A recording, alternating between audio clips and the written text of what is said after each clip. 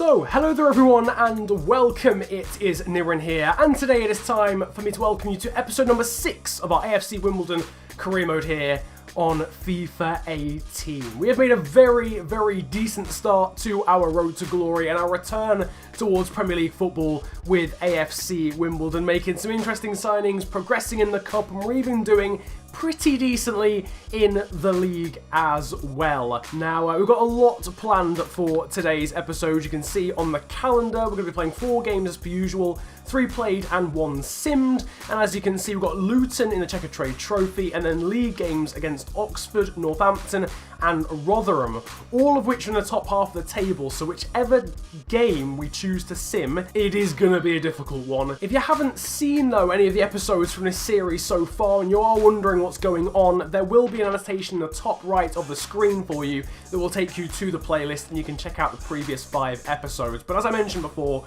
we have been very busy in this series so far. Now, last time as well, we also sold John Meads. Although it was outside of the transfer window, we will recoup, I think it's 400k when the January transfer window opens, which will be used on another scout, a couple of free transfers maybe, and a couple of free contract agreements. So we'll be bringing in players still in January. I was told in the comment section John Meads has been terrible recently by Wimbledon fans, so that I could breathe a sigh of relief then, because I wasn't selling people's favourite player or something. So we're going to start off this episode with a bit of training, as we've been doing a lot recently. A slight change is that Hartigan is coming in to be trained instead of Toby Sibic. Hartigan's a little bit younger and I think has a slightly higher potential, so we're going to give him a bit of chance in the training sessions instead of Sibic, who's been getting quite a lot of attention recently. As you can see, struggling a little bit there in terms of attribute growth, but Azoro and Nightingale doing a little bit there. So, time to get pretty much straight into the first game of today's episode. It is a round 2 fixture in a Checkatrade Trophy, previously known as the Johnston Paint Trophy,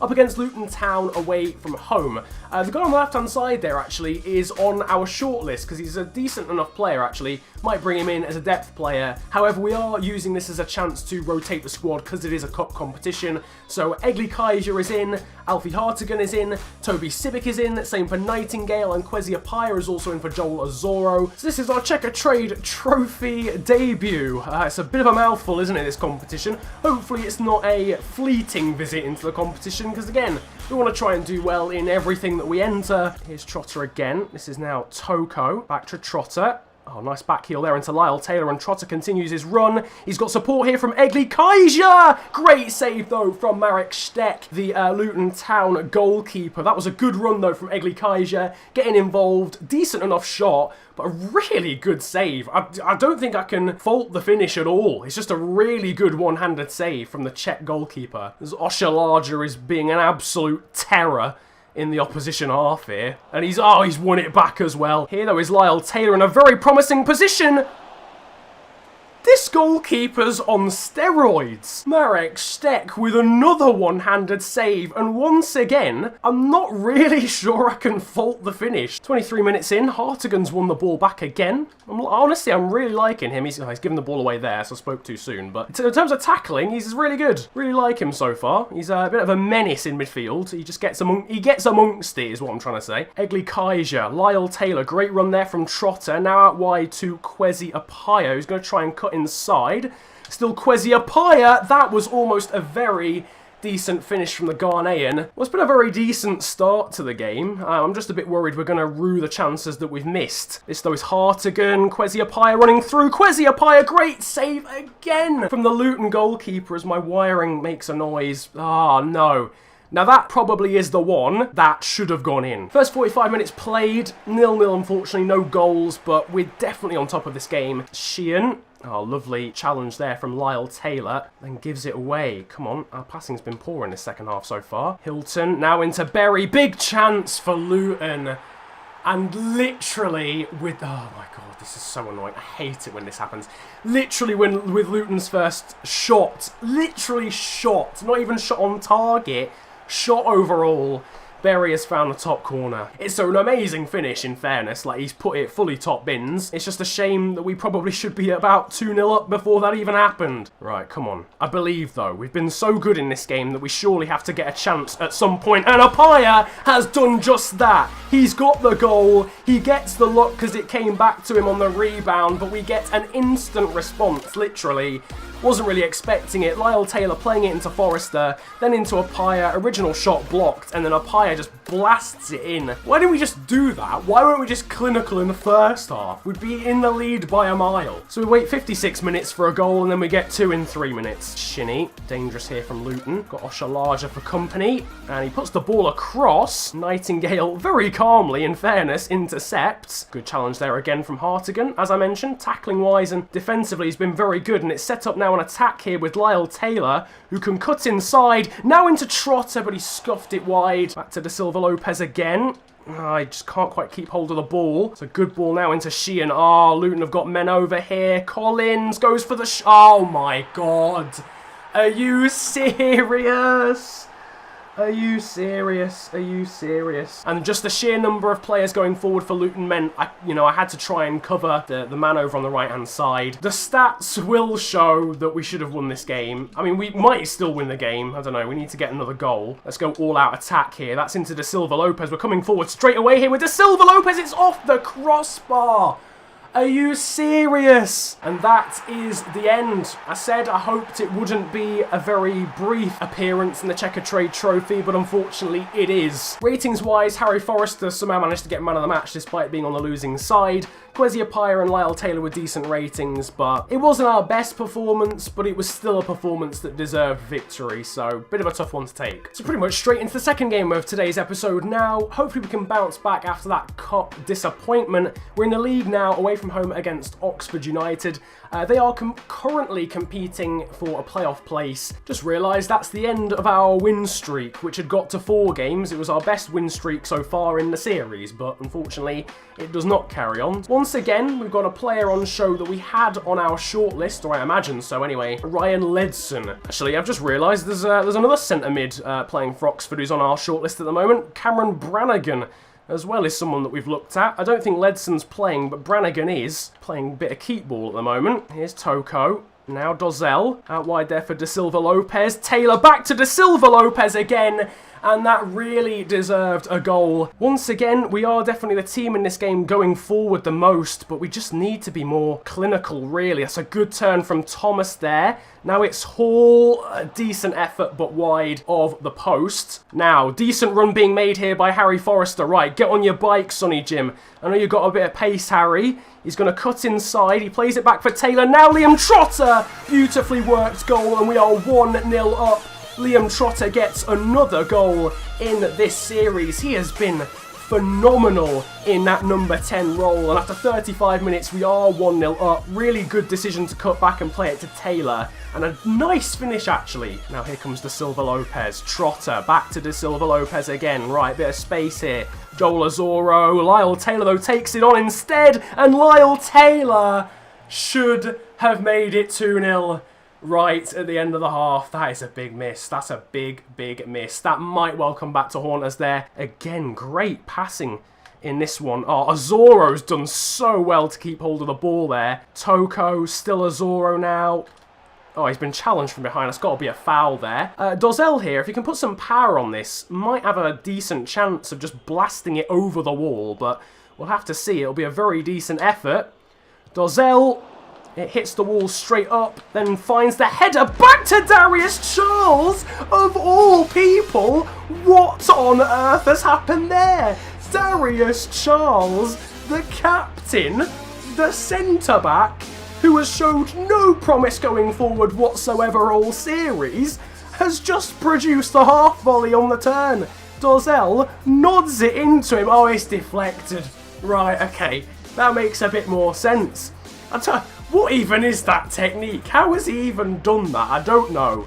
But it's a cruel deflection against Oxford. And a goal scorer against all the odds is Darius Charles. I think he's the first defender to score in this series. Well, we've got that 2-goal lead that we craved, and it's come from a very unlikely source. Oxford are really leaving themselves open on a very regular basis here, so we can try and pick them apart. This is Dozzell now bursting forward. That's through now to Joel Azoro. Can we make it 3? No, we cannot. Good save from Eastwood to keep Oxford with a glimmer of hope in this game. Was it a poor finish from Azoro? No, it was just again, really great save, actually, to be fair. 2 precious goals and a clean sheet in one game. Would you believe it?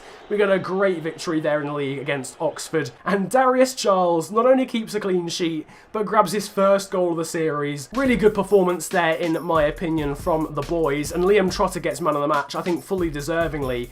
Andre Dozzell, to say he didn't get a goal in that game, or an assist. No, he got an assist. But a 9 rating is very good for him. He was phenomenal in that midfield. And then Darius Charles, Tamori, and Lyle Taylor also getting really good ratings there. Worth noting, that was actually quite a even game. It's just that Oxford didn't get enough chances on target. Might actually improve the AI's shot error, so they're missing less chances. It was already pretty low, but shot error I'm going to put at 41. That's 3 slots lower than it was before. Time for yet more training in this episode, and it's the same players being trained as it was earlier. Will we get any attribute growth? We get a bit of attribute growth, no one going up in overall, though Oshalaja is very close. We might well see him get to 69 by the end of the episode. To be fair, if we just carry on training Oshalaja forever, we could actually get him to like 75, which is actually decent enough for the Premier League, so I believe in him. Just a quick nugget of information, one of our youngsters is actually going on loan. It took long enough, but we've got a player going out on loan in October. Interesting one. It's a 1-year loan, so I don't know whether that'll expire at the end of the year or next October, but whatever the circumstance, Neşet Belikli is going out on loan, the young Turkish winger, I believe. He's going to Crewe Alexandra down in League 2, so hopefully he gets a bit more experience down there. So it's time for your third and final game of the episode here against Northampton Town away, and it's just popped into my head on a slight tangent. It would have made more sense to sim the game against Luton, given they were in League 2. I can see that's already probably been plastered across the comment section by this point in the video, but at least I've addressed it now, and that was probably stupid on my part. Anyway, focusing on the game at hand, you can see the squad in the background, only 1 change, again alternating between Florence and Tamori. I really want to get Dean Parrott into this side at some point, but I can't really justify taking Andre Dozzell out after how good he was in that last game. Maybe next episode Dean Parrott and some of the other Wimbledon originals will get a bit more playing time. The goal scorer from last time, Darius Charles, leads the teams out. I probably had him down as like the last player in the entire team to score. I'd have probably even banked on George Long scoring before Darius Charles. If I'm going to be honest with you, I know next to nothing about Northampton Town, apart from the fact that I have a very loyal viewer who has Northampton Town literally as his YouTube logo and always comments. So big ups to that guy. I'm playing your favourite team, but I know nothing about them. Apart from that pool guy has a generated face, so I imagine he's like a Premier League ex-player. Enough about that though, because Northampton are coming forward and George Long's already been forced into a save. I know pretty much nothing about them, but they attack, certainly. We can take that from them. But they can't defend, seemingly, because Harry Forrester is now running through on goal. That's in towards Lyle Taylor, but it's headed away. This has the potential to be a very, very open game. Ball into the box there for Foley, and Long has done well to parry that one away. Forrester's also done well to keep it in, but he's under pressure here. Just about deals with it. No, it goes out for a corner. Probably should have just got that one away. Forrester apologises there, but a good save from George Long.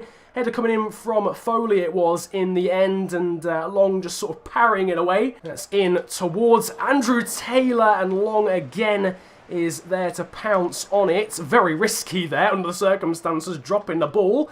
But he finds Forrester, and it might have worked out, because now here is Lyle Taylor. Down the right-hand side, he's got Joel Azoro for support. It's in towards Azoro, but cleared away by the Northampton Town defender. So this is quite an open game, actually. Really enjoying it so far. Fair play to Northampton. De Silva Lopez there with the volley. Great save from O'Donnell.